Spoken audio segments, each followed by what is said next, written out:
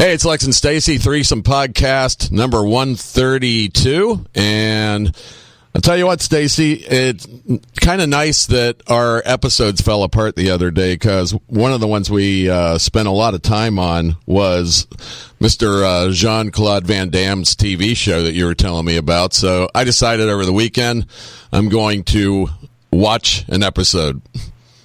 So I did, and I love it. Oh, good. I thought you would. I love it. And Lisa didn't, but I know why she didn't.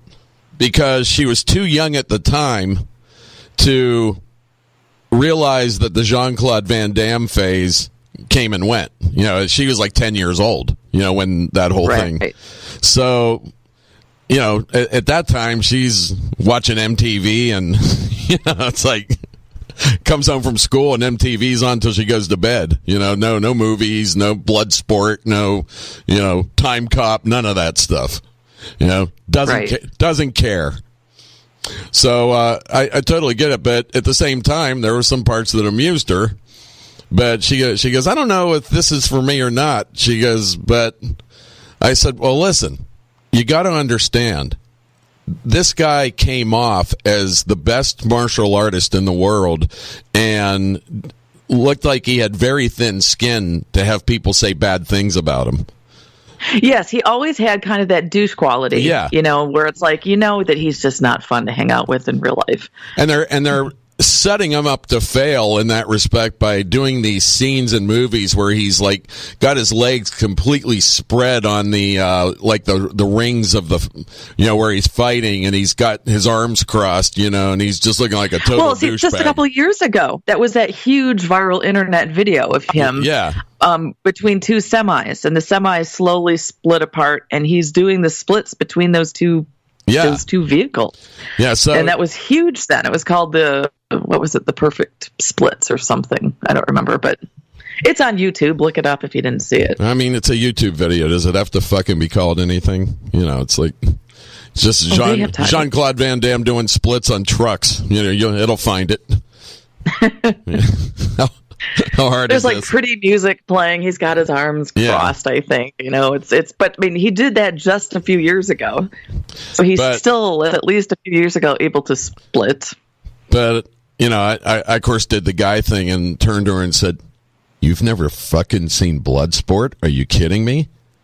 You never seen Tung Po and their epic fight at the end with the glass on their hands and all that shit to the death? Are you fucking kidding me?" You know, and she's like, "No, sorry, I missed that." But I'm sure. Did this make you laugh out loud? She did I'm sure it was wonderful for anything with a penis. I'm like, for 12-year-old boys, yes. I'm like, yeah, hey, I'm just saying, it was some kick-ass movies, so shut the fuck up, okay? Yeah. But did you laugh? Did he make you laugh out loud? Yeah. I mean, you know, the whole purpose. This is on Amazon Prime, and the name of the show is Jean Claude Van Johnson. And in this, it's 6 episodes. I don't know if they're going to make more, you know, or if it's just like a one-time thing. But it's him. He makes fun of himself. This is a comedy, and he does the comedy really, really well. Like, I'm almost shocked he hasn't done more comedy. Yeah. And he totally rips on himself. He has no shame. He will totally make fun of himself being irrelevant and obsolete. I mean, he doesn't care. Well, my favorite line, first off, the dry ramen bar where he's eating. You know, and it's, you know, on the plates, these dry ramen noodles with, like, you know, some fresh, you know, basil or, you know, something sprinkled on top. And the guy comes to the table. He goes, "Can I have like some hot water for this?" And he's like, "We don't even have water in here. This is a dry bar, you know, and all this stuff." And it's like 50-cent ramen, you know, sitting on his plate, you know, on this fancy plate. He goes, "Hey, you're that guy." The Nicolas Cage. Yeah, he goes, "Hey man, what have you been doing?" And he's like, "Well, I'm retired." And then the guy says the Nicolas Cage thing. He goes, "Oh, you're Nicolas Cage," and he goes, "Nicolas Cage doesn't realize he's retired. I do." That was my favorite line. No, what do you think of Felicia Rashad? Yeah. Oh, she was great. She was great.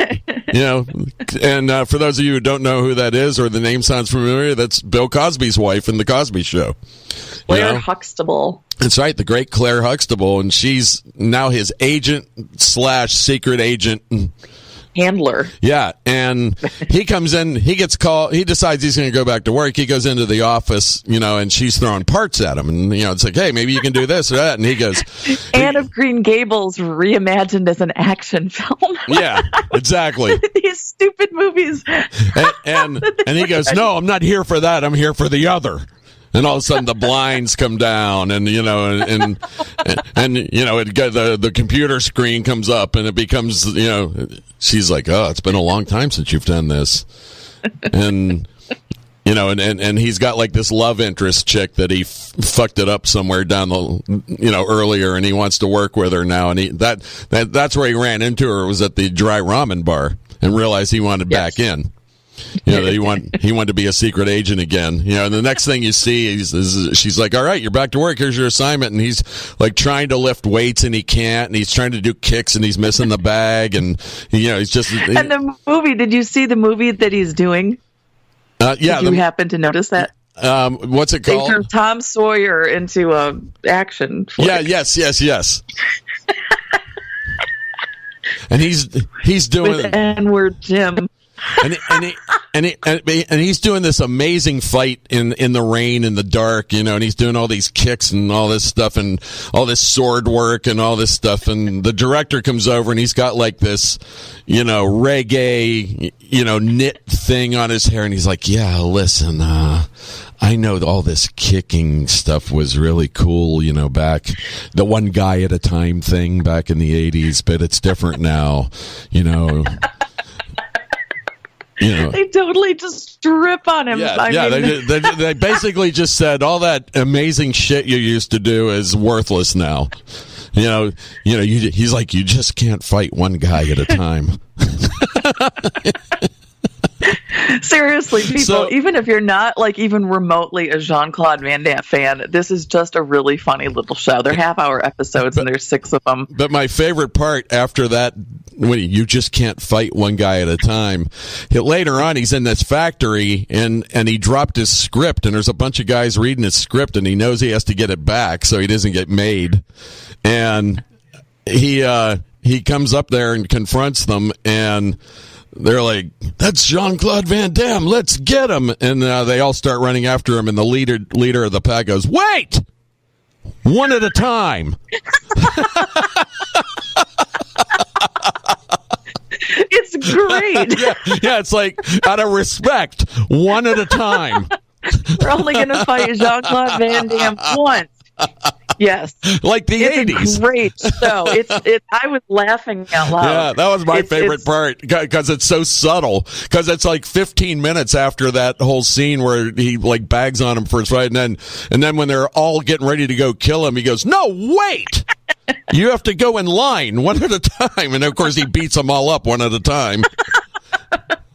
In an episode far later, I had told you this before, he and the love interest girl, they're on the run, and they stop. They're running on this, and they stop in front of this building, and they look up, and you're just seeing them. And she looks at him and says, "Is it safe?" And he says, "Nobody's looked for me here in 20 years. And then the camera backs up, and it's a blockbuster.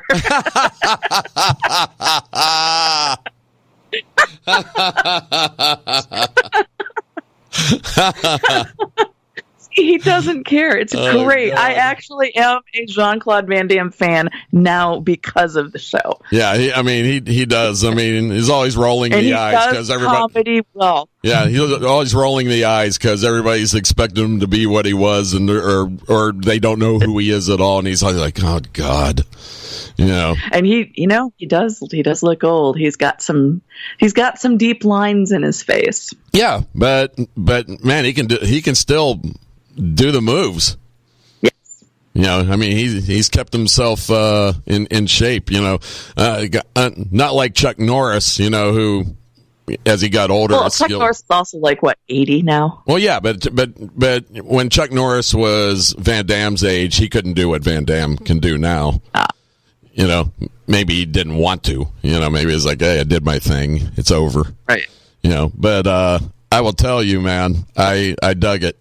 But I'll have to watch it alone. But I did find a cool show on Hulu. Have you seen Chance? No. The star of it's Hugh Laurie, who was House. Ooh. One of my favorite guys ever. Yes. Am I going to die? You are, but maybe we can slow it down a little bit. And he says it in the most like uncaring, empathetical way just possible. complete sociopath. You know, yes, you are eventually, but we're going to try and slow that down a little bit. Did you see? Hold that thought because you brought him up. He and George Clooney was on Jimmy Kimmel within the last 3 months, and they touted it as the ER reunion show, except none of the other cast showed up. So it was just Jimmy Kimmel and George Clooney. I mean, obviously this was all planned. And so it was a sketch where Jimmy's laying in the bed and George Clooney comes in, and of course nobody else is there. So as a consolation prize, they had Hugh Laurie show up as House. So it's House and George Clooney from ER, and they go and they lift up Jimmy Kimmel's covers. And of course you can't see it, but Jimmy Kimmel apparently didn't have any pants on, like he did this on purpose. And you can see Hugh Laurie's face, like as they just drop it real quick. And then there's that moment, like on, you know, is live where they're just both sitting there. And you can see Jimmy, he's just laughing all like self-satisfied because he knows he got him. I fucking love House. You know, it's like that was one of the greatest TV characters ever. Yes. You know he had fun playing. Oh, God. I mean, you know, just walking down the hall and sucking down Vicodins, you know, in front of everybody was just... And not Wilson, just one, but like Wilson, mouthfuls of them. Yeah, and Wilson like pulling him and going, "Do you have to do that in the hallway?" He goes, "Have to do it." I loved Wilson. And he goes, "I have to do it somewhere." Wilson, I loved. Yeah, Wilson was a great character. So was Lisa Edelstein. She was a great character also. I mean, yes. they all had his back because how brilliant he was, but God, they fucking hated him. You know, especially the people working for him. It's like working all night on something, and he comes in with one line and says, "This is why that can't happen." Yeah, he walks in the morning, throws down some Vicodin and a coffee, and goes, "Yeah, nice work, but this is why that's not what that is." Yeah, he would never say nice work. No, he will say nice work, but behind it go, except can't be that because of this, and walk out of the room. Completely wrong in every way. Keep working on it. I'll talk to you this afternoon. Yeah. Then he always going into the patients. My favorite shows is when the patients were like an indignant kid or something, and he would just fuck with them beyond recognition, right in front of their parents. And it's like, "Oh, you're the doctor that's going to save me?" It's like, I don't want to, but we'll see. Did you ever get to see True Romance? It's been 3 years. Almost 4. We're going to say 3.5. I'm just going to keep telling you no. Even if you did watch it, you're just going to tell me no? Yeah. What a dick. It's going to be that thing when I'm on my deathbed and you're going to get on a flight, in coach, of course, and come see me. And when I'm on the bed, you're going to be going, "Oh, Lex, it was so awesome doing 2,000 podcasts with you and, doing our career with you and all this stuff." And I'm going to look over at you and go, "True Romance was..."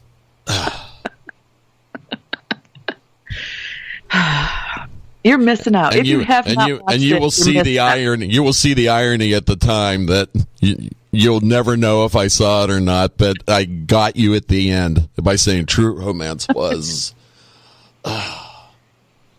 my last. If that is truly how you die, then Samantha I'll be let saying, you have that. Samantha will be going, Stacy's on the way, the last person that wants to see you. Just hold on, Dad. And I'm like, oh, I'm holding on for this. Don't you worry. I love you, kiddo. Thanks for the great life. I've been honored to be your father. Now move. Yeah, by the way, remember one breath left to take. By the way, remember that night you and I watched True Romance? Don't tell her.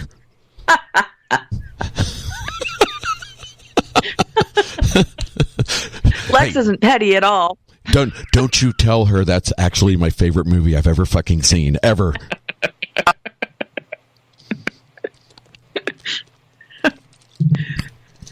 But I have it on I have it on the DVR. I'm waiting to watch it by myself, and it's like there's always I'm by myself, but I'm never by myself for 3 hours in my house. Right. You know, it's either I got to go be somewhere or I got to walk pets, or it's really hard for me to get 3 hours to myself. And if I do, it's probably during football season.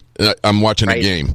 So the time for me to finally view the movie is coming up quickly, because my TV viewing on all the stuff that's been recommended to me or I have found myself I want to see starts exactly June 6th.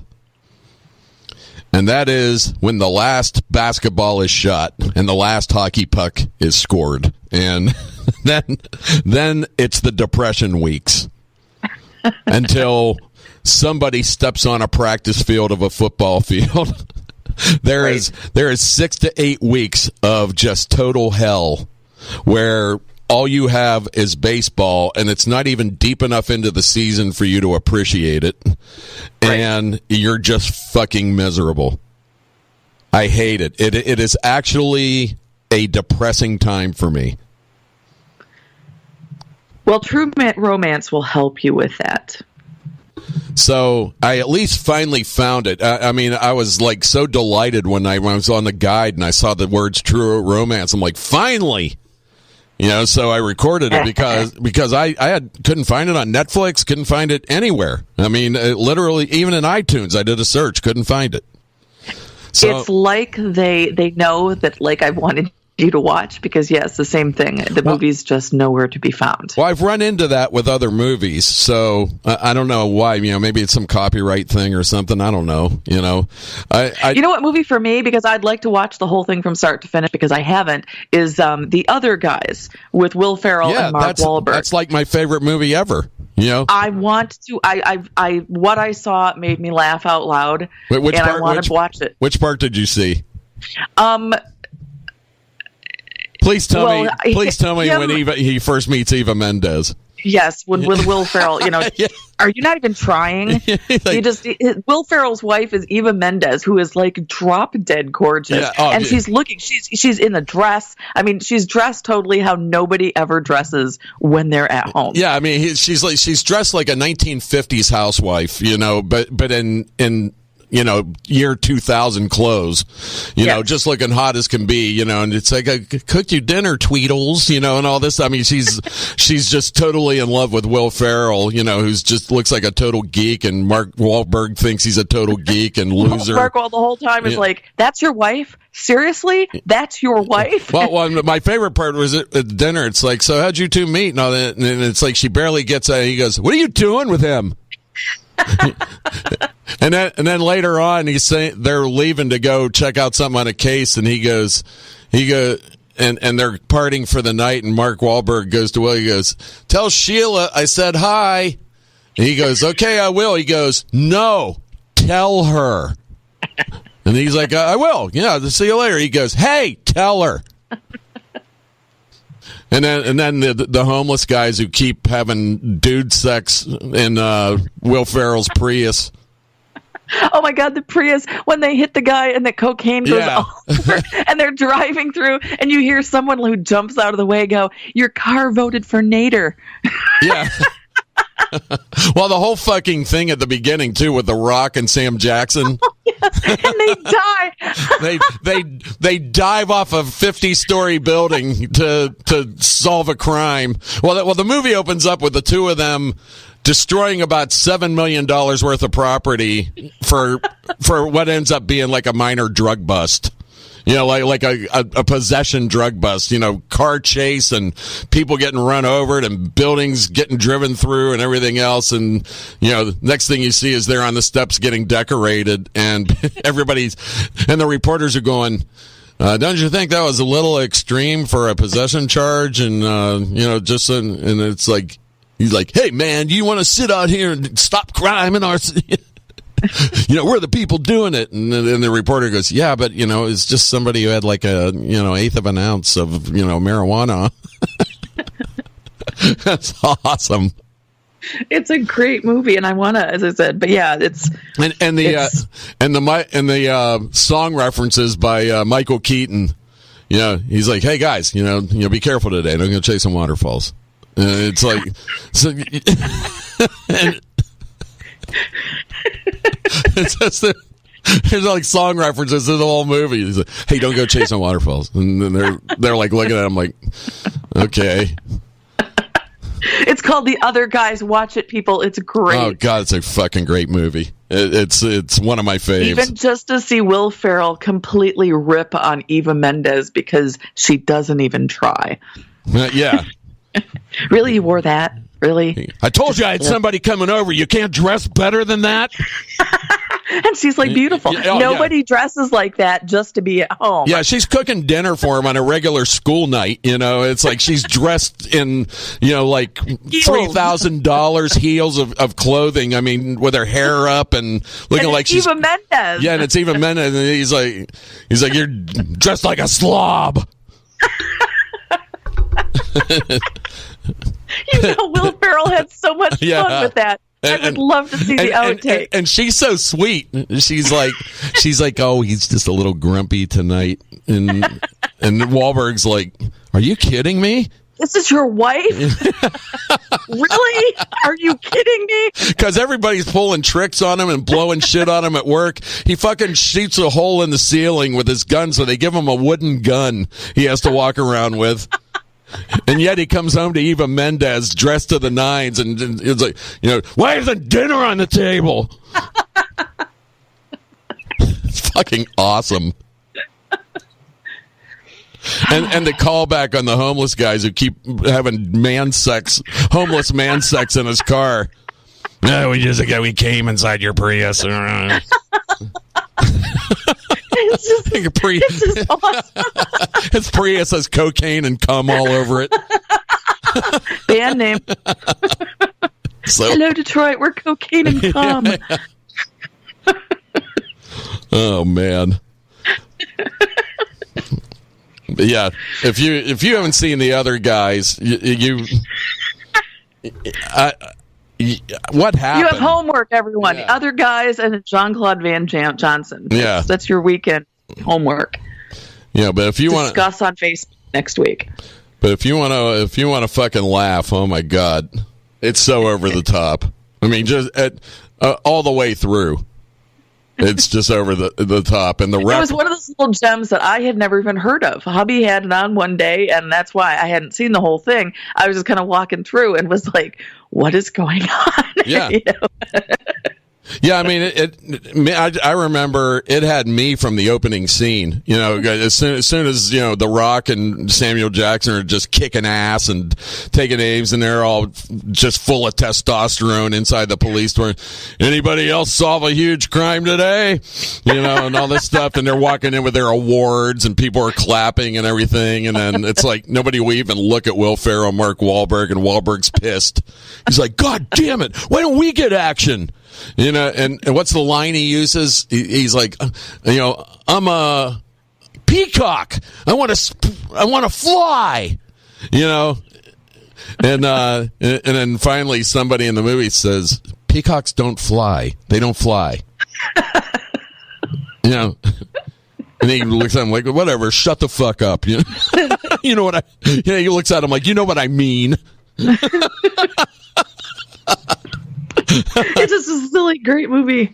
But it's wonderful. You know how what a great comedic face Michael Keaton is. It's like, it's like, I'm a peacock, I want to fly, and he like kind of raises his eyebrows, like, okay, well, I hope that happens for you. He goes, listen, guys, be careful out there, don't go chasing waterfalls. He's got the whole exasperated boss thing down, just kind of like whatever. Yeah, I mean, he's like has another job. They like find him waiting table. I can't remember what he was doing, but he had like another job. It's just a fucking great movie. Completely senseless, just amazing movie. You got to see it. So that's our TV recommendations. Is Jean Claude VanDamme, the 6 episodes on Amazon Prime, and you can also see the other guys on any of the channels. iTunes, Netflix, all that stuff. Yeah, it's not free. The good stuff's never free. Or if you get lucky, you'll see it on Showtime, HBO, and all that if you have that in your package. But it's really worth buying and renting if you haven't seen it. There isn't a movie that will entertain you more than that one will, if you want to laugh and have a good time. And it's smart too. It sounds stupid, but it's like an oddly smart. Oh God! Oh yeah! I mean the callback. There's so many fucking callbacks in that movie. I mean, it's comedically brilliant. But the song. Isn't it the Coen brothers? Or the Farrelly brothers? One of them.